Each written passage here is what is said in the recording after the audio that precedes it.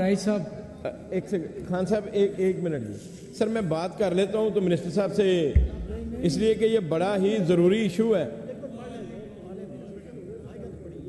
Ji. Order in the house please. अच्छा चलो, minister आ जाता तो फिर पढ़ लेते हैं जैसे आप पढ़े ना प्लीज, मिनिस्टर साहब आ जाते हैं अभी। अच्छा सर, मेरा सवाल ये है कि अलफ जुदा उसका कि क्या ये दुरुस्त है कि 2 दिसंबर 2024 को ज़िला रहीमयार खां सादकाबाद शहर के ऐन वस्त से आ रहे मकामी बेकरी के मालिक उस्मान मकबूल नामी शख्स को उसके घर के करीब से अगवा कर लिया गया, और उसका बेजुज ये है सर कि क्या ये भी दुरुस्त है कि मिनिस्टर साहब बताएंगे कि इस वक़ूआ की FIR नंबर 1890/24 थाना सिटी सादकाबाद में दर्ज कर ली गई, और उस पर पुलिस ने क्या कार्रवाई की, और ये रोज़ की रूटीन है, इसके लिए हमें वो काइंडली बता दें, और फिर उस पर बात करूँगा बाद में। ये जी ऑनरेबल मिनिस्टर साहब।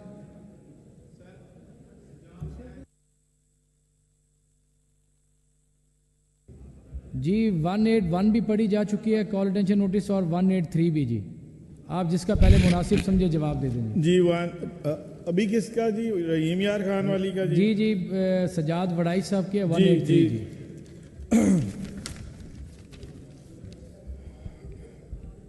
जनाब स्पीकर, इसका जवाब जो महकमा पुलिस रहीम यार खान की जानिब से मौसूल हुआ है, उसमें यह है कि जी हाँ, मोहम्मद उस्मान वल मकबूल अहमद को खोती पुल से अगवा किया गया था। इस वक़ूआ का मुकदमा नंबर 1890/24 मुआरखा 2/12/2024 बाजुर्म 365 ते पे थाना सिटी सादकाबाद मुगवी के बरादर हकीकी उमर फारूक के बयान पर दर्ज किया गया, और बेजुज़ जो है इसका उसका जवाब यह है कि पुलिस ने अगवाकारों के ख़िलाफ़ जामे हिकमत अमली के तहत मुअस्सर कार्रवाई करते हुए मुगवी मोहम्मद उस्मान को बाहिफाजत बाजियाब करवा लिया है, और 2 अगवाकार भी गिरफ़्तार किए हैं, जिनसे सिलसिला तफ्तीश जारी है।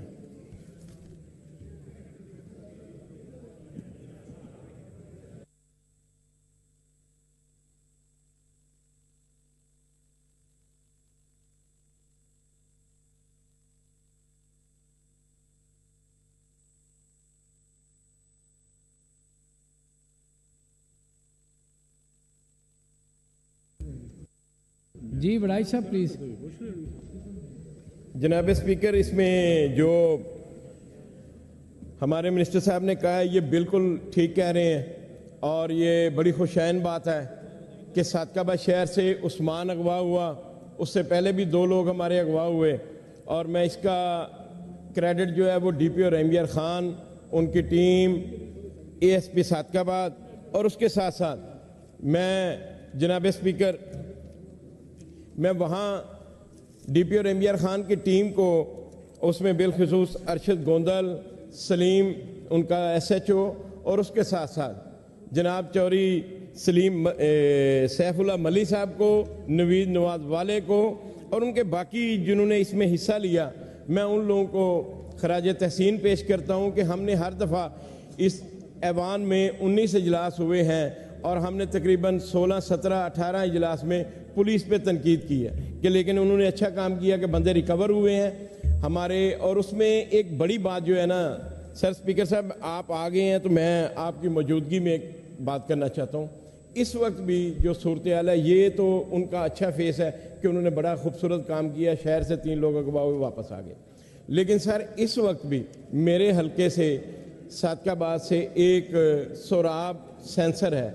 सर आप यकीन करें, मैं हल्फन कहता हूँ, ये किस छत के नीचे खड़ा हूँ। मैं परसों उसके घर गया हूँ सर उसके घर 1 कमरे का सर वो घर था, और कच्ची दीवारें, ऊपर घास फूस, और इस तरह के वो लेंटर भी नहीं था उसके सर पे, ईंटें भी नहीं थी सर। उसका बेटा भी अगवा है, और उसके साथ का ड्राइवर मर्डर हो गया। सर हालात ये हैं कि बहुत ज़्यादा ख़राबी है वहाँ पे, लेकिन हमें इसलिए कि हर वक्त हमने तनकीद की है उन पे, हमने अपनी पुलिस पे तनकीद की है, लेकिन उसके साथ साथ हमें ये भी आपको मैं बताना चाहूँ कि आपने हमें बड़ा मौका दिया कि पोजीशन ये है कि सर हमने अगर कोई पुलिस काम करना चाहती है तो हम उसकी रुकावट भी हम हैं।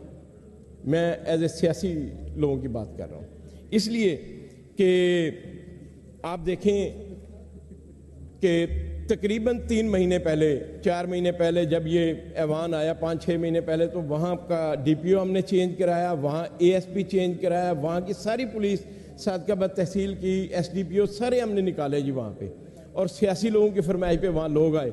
उसका रिजल्ट ये निकला कि खानपुर से हमारे 2 शहीद हुए सिपाही, 3 भोंग थाने में शहीद हुए और 12 लोग हमारे इकट्ठे शहीद हो गए पुलिस के माचके थाने की हदूद में। सर उसके बाद फिर दोबारा IG साहब शामिल हुए, आप शामिल हुए, पूरे पाकिस्तान में ये जब आवाज़ उठी तो वहाँ पे फिर पुलिस को डिप्लॉयड किया गया, किसी को लाहौर से मंगवाया, किसी को भावल नगर से मंगवाया, किसी को कहीं से मंगा के, कहीं टोबे से मंगवाई पुलिस, कोई मुल्तान से आई।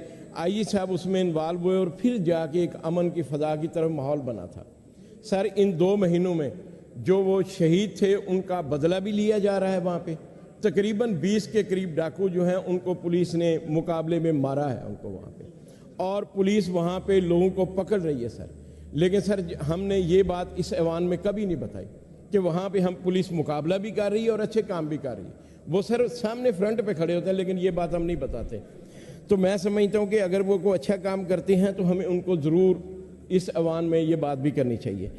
और सर उसके बाद मेरी एक इसमें थोड़ी सी ये है कि मेरी अर्ज़ है कि मामले को हल की तरफ कैसे लेके जाना है। सर वहाँ पे रियासत बावलपुर जब से बनी है तो हमारे सादकाबाद तहसील के जो थाने हैं वही मौजूद हैं, वही माचका थाना है, वही हमारा भोंग थाना है, वही हमारा सिटी थाना है। सर आबादी बेशुमार बढ़ गई है, सादकाबाद सिटी में एक और थाना बनाना चाहिए, उसके अलावा जमालुद्दीन वाली में थाना बनना चाहिए, दीगर भी किसी जगह पे बनना चाहिए। और जो है वहाँ पे शहर में एक पुलिस चौकी तो DPO साहब खुद आर्डर दे के, RPO साहब आर्डर दे के सुबह ही से आज शाम से वो शुरू की जा सकती है। सर इस पे अमल कराया जाए। और उसके बाद जो है मेरी गुजारिश ये है कि